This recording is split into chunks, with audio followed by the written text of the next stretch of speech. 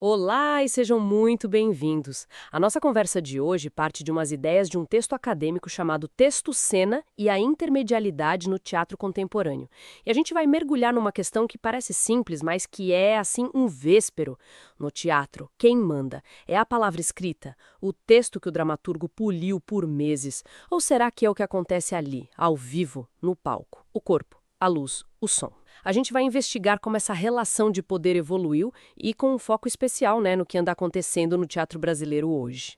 Olha, essa é uma ótima pergunta porque a resposta muda completamente dependendo da época para qual a gente olha.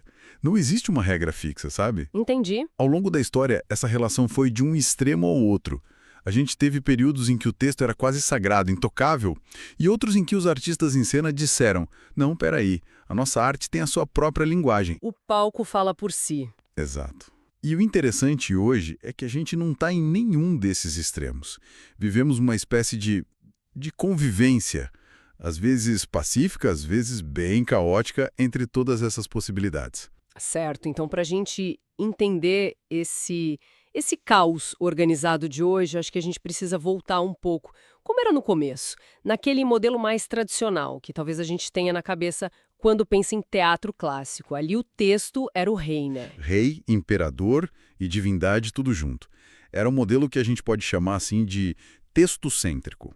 Tem uma historiadora ótima, a Margot Berthold, que resumiu isso muito bem. Aham. Se a gente pegar a antiguidade, o Renascimento, o neoclassicismo e até grande parte do teatro burguês do século XIX, a hierarquia era cristalina. O texto vinha primeiro e determinava absolutamente tudo. Quer dizer que o trabalho do ator, do cenógrafo, de todo mundo era basicamente traduzir para o palco o que já estava Exato. decidido no papel. Quase como uma ilustração 3D do texto. A palavra é exatamente essa, ilustração. A encenação era vista como uma arte secundária, sabe? Uma serva da literatura dramática. Entendi. O ator não era visto como um criador. Ele era um intérprete talentoso, um veículo para que a grande literatura chegasse ao público. A peça era o texto, o resto era, com todo respeito, decoração. O valor estava na palavra. Nossa, é uma visão tão rígida. Fico imaginando a revolução que deve ter sido quando alguém ousou quebrar essa regra. E pelo que as fontes indicam, isso acontece ali no finzinho do século XIX. O que serviu de gatilho para esse terremoto todo? Foram vários gatilhos, na verdade. Por um lado, movimentos como o simbolismo, que começaram a valorizar o mistério, o não dito, o que já ia contra a clareza da palavra, né? Mas a grande virada, a figura que muda o jogo, é a do encenador. Ah, Ele deixa de ser só um organizador de cena, um gerente de palco, e passa a ser visto como um artista, um autor da cena, com o mesmo status do dramaturgo. e a chegada dessa figura deve ter criado um conflito enorme. Imagina os dramaturgos da época. Ei, essa fala tem que ser dita exatamente assim. Com certeza. E a tensão não se resolveu, ela explodiu. E foi bom. E foi ótimo. Essa briga foi excelente para o teatro, porque o foco da criação muda radicalmente. Deixa de ser o que se diz para ser como se mostra. A imagem, o ritmo, o silêncio, o movimento do ator no espaço, tudo isso passa a ter um peso dramatúrgico tão ou mais importante que a palavra.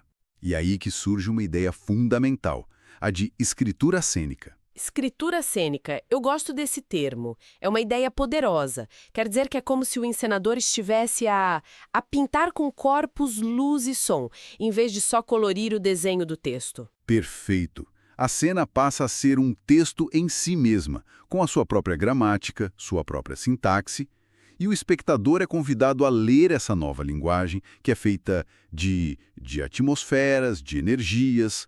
O século XX ele inaugura essa liberdade. Texto literário e texto cênico são materiais distintos.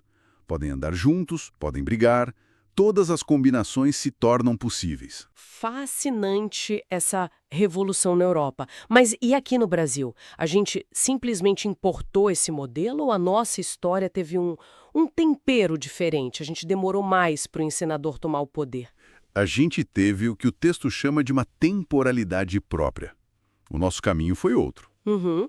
Pesquisadores que se debruçaram sobre isso, como o João Roberto Faria, por exemplo, mostram que o nosso teatro, lá na origem, Nasceu muito atrelado à comédia de costumes, onde o texto era rei absoluto. A gente precisou de um longo processo para encontrar nossa própria voz cênica. E quando é que essa voz começou a gritar mais alto? O pontapé inicial da modernização vem ali pelos anos 40, com grupos como os comediantes, que foram, assim, fundamentais para trazer um novo pensamento sobre a encenação. Mas a maturação mesmo, sabe? O momento em que a cena brasileira se afirma com linguagens muito próprias, isso acontece mais tarde, ali nos anos 70, 80, 90. Foi quando os criadores brasileiros realmente começaram a radicalizar essa autonomia da cena. E o que isso significava na prática? Se eu fosse um teatro nessa época, o que eu veria de diferente que me faria pensar, uau, isso não é mais só sobre o texto? Você veria espetáculos que não eram construídos sobre diálogos, mas sobre sequências de movimento, as chamadas partituras corporais. Certo. Veria o cenário como um fundo, mas como um elemento ativo, uma estrutura visual que contava a história tanto quanto os atores. E, principalmente, começaria a haver um teatro que não nascia de um texto pronto. Ele era criado coletivamente, na sala de ensaio, a partir de improvisos, de jogos. O texto, muitas vezes, era a última coisa a aparecer, quase como um registro do que foi criado em cena. Isso muda completamente a figura do ator, né? Ele deixa de ser o intérprete para se tornar um co-criador. Exatamente. E essa ideia, a da dramaturgia do ator, é talvez uma das heranças mais fortes desse período para o teatro que se faz hoje no Brasil. A noção de que o ator, com seu corpo, sua voz, sua inteligência, ele produz dramaturgia, ele produz sentido. Ok, então essa longa jornada de libertação do texto preparou o palco, literalmente, para o que a gente vê hoje. E hoje o que encontramos é essa cartografia expandida de sentidos, como diz a fonte. Adoro essa imagem. Mas na prática, o que significa? Que tipo de texto se usa hoje se não é mais só peça tradicional? O fascinante é que a própria ideia de texto, ela explodiu, né? Hoje, a matéria-prima textual de um espetáculo pode ser qualquer coisa. Qualquer coisa como... Pode ser um processo judicial, cartas de família, notícias de jornal, depoimentos de pessoas entrevistadas para a peça, material biográfico dos próprios atores. A lista é infinita. A lógica se inverteu. Não é mais o texto que gera a cena. Muitas vezes é a pesquisa cênica que gera ou que convoca um texto. Isso é interessante, mas me levanta uma questão. Quando o teatro se torna tão focado no real, no documento, no testemunho, ele não corre o risco de perder um pouco da sua magia, da sua capacidade de criar mundos ficcionais do zero? Onde fica a fábula no meio de tanto documento? É uma ótima provocação. E não tem uma resposta única para isso. Muitos criadores diriam que a realidade hoje é tão absurda que supera qualquer ficção e que usar o palco para investigar o real, para dar voz a histórias que foram silenciadas, é talvez a função mais urgente do teatro agora. Faz sentido. Isso não anula a ficção, que continua existindo, claro, mas abre um campo imenso para o chamado teatro documental ou autobiográfico. São poéticas que ganharam uma força tremenda porque respondem a uma necessidade do nosso tempo, sabe? De nos entendermos enquanto sociedade. É um teatro que se posiciona de forma muito direta em relação às urgências do presente. E isso se reflete nos temas, né? O texto fala muito de criações identitárias. Sim, é uma consequência direta desse processo. A partir do momento em que o corpo e a biografia do artista se tornam matéria-prima, é natural que as questões que atravessam esses corpos venham para o centro do palco. Como racialidade, gênero. Exatamente. Racialidade, gênero, território, deficiência, e não como um tema a ser ilustrado, mas como uma perspectiva, um lugar de fala a partir do qual a história é contada. É uma mudança política e estética fundamental. E além dos temas, os próprios espaços estão mudando.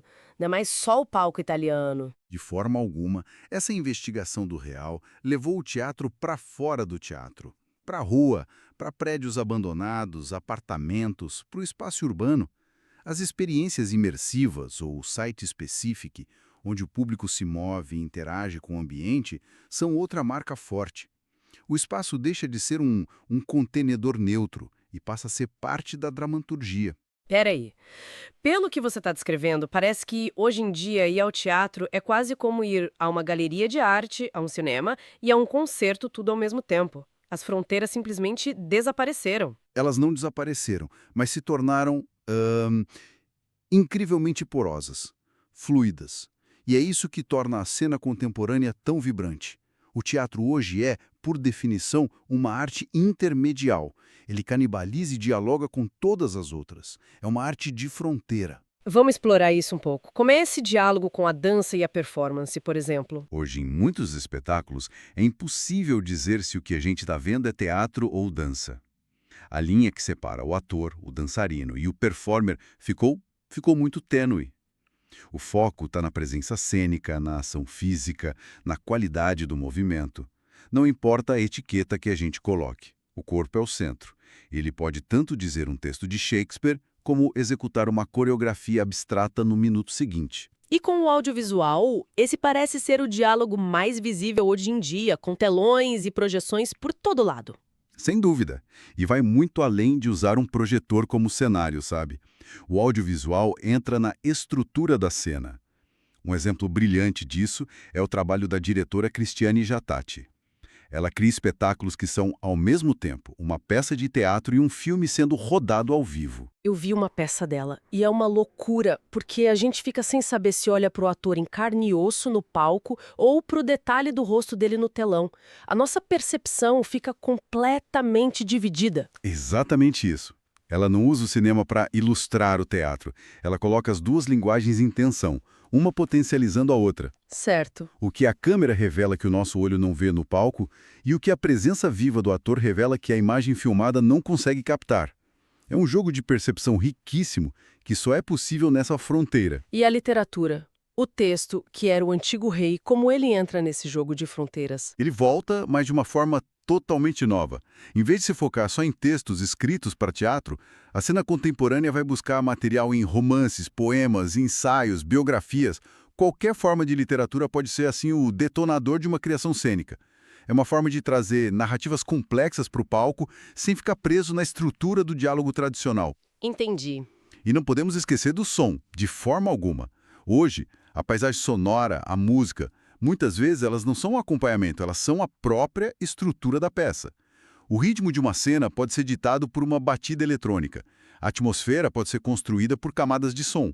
Em muitos trabalhos, a trilha é criada ao vivo e funciona como a verdadeira dramaturgia, o fio que conduz a ação e as emoções do público. Ufa, que viagem. Olhando para trás na nossa conversa, a gente partiu de um modelo super rígido, hierárquico, com a palavra no trono, e chegamos a essa cena brasileira contemporânea que é colaborativa, fragmentada, política e que conversa com tudo e com todos à sua volta. A impressão que fica é que não existe o teatro contemporâneo, mas sim uma coexistência de infinitas possibilidades. Essa é a síntese perfeita. A conclusão que as fontes nos oferecem é que essa relação entre texto e cena não é uma questão de certo ou errado. É uma questão histórica. Ela muda com o tempo. O teatro contemporâneo não matou a palavra. Pelo contrário, ele a colocou numa sala cheia de outras linguagens potentes e disse: conversem. E dessa conversa surgem constelações de sentidos, onde corpo, imagem, som e palavra colaboram. Não há mais um rei, mas uma república de signos. Adorei essa ideia de república de signos e, para fechar, eu queria deixar uma provocação que surgiu dessa nossa conversa. Se o palco hoje pode acolher documentos reais, memórias pessoais, corpos que não se encaixam em padrões, projeções de filmes e testemunhos ao vivo, o que isso nos diz sobre as histórias que, como sociedade, estamos achando que são dignas de serem contadas agora? E, talvez mais importante, o que isso nos diz sobre quem finalmente está a ter a oportunidade de as contar?